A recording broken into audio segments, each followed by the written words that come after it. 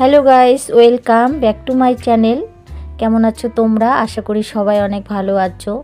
আজকে তোমাদের সঙ্গে ঘরোয়া কিছু চুলের যত্ন নিয়ে কথা বলবো। যেহেতু শীতকাল, আমাদের চুলের যত্ন কিন্তু একটু বেশি করেই নিতে হবে। তাই ঘরোয়া পদ্ধতিতে কিভাবে চুল ভালো থাকবে সেই ব্যাপার নিয়ে তোমাদের সঙ্গে আজকের এই আলোচনা। প্রাকৃতিক উপায়ে চুলের যত্ন নেওয়া চুলের সুস্থতা ও সুন্দর রাখার একটি নির্ভরযোগ্য পদ্ধতি। চুল ধোয়ার জন্য কেমিক্যালযুক্ত শ্যাম্পুর বদলে মেথি বা শিকাকাই আমলা ব্যবহার করা যেতে পারে। যেমন ধরো নারকেল তেল, অলিভ অয়েল বা আমন্ড অয়েল নিয়মিত মালিশ করলে চুলের গোড়া মজবুত হয় এবং খুশকি কমে। পেঁয়াজের রস চুলের গোড়া শক্ত করতে ও চুল পড়া রোধে কার্যকর। এছাড়া ডিমের সাদা অংশ দইয়ের মিশ্রণে সপ্তাহে 2 বার ব্যবহার করলে চুল হয় মসৃণ ও উজ্জ্বল।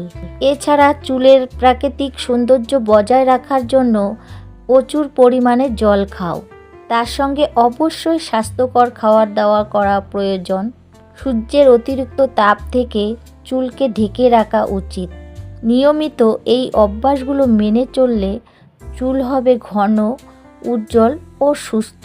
প্রাকৃতিক নিয়মে চুলের যত্ন নেওয়া চুলকে সুস্থ রাখা ও সুন্দর রাখার এক নির্ভরযোগ্য পদ্ধতি। চুল পড়া শুধুমাত্র বংশগত নয়, বিভিন্ন কারণে চুল পড়তে পারে।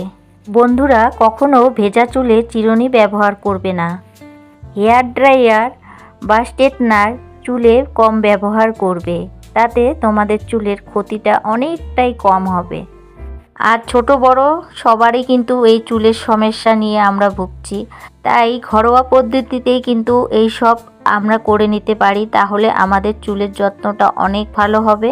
আমাদের ব্যস্তময় জীবনে বাইরে ঘন ঘন বেরোতে হয়, তাই চুলের যত্ন নেওয়া খুবই জরুরি।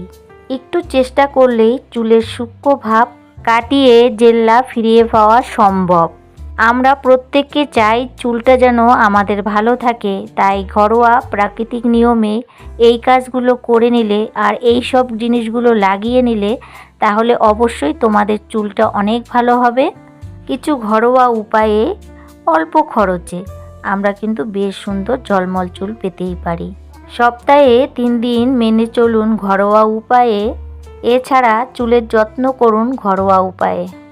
তো বন্ধুরা, আজকের ভিডিওটা কেমন লাগলো অবশ্যই কমেন্ট বক্সে কমেন্ট করে জানাবে। আর যদি ভালো লাগে আমার চ্যানেলটাকে সাবস্ক্রাইব করে দিয়ে পাশে থাকবে। আর যে সকল বন্ধুরা এই কাজটা করে রেখেছো তাদের জানাই অসংখ্য অসংখ্য ধন্যবাদ।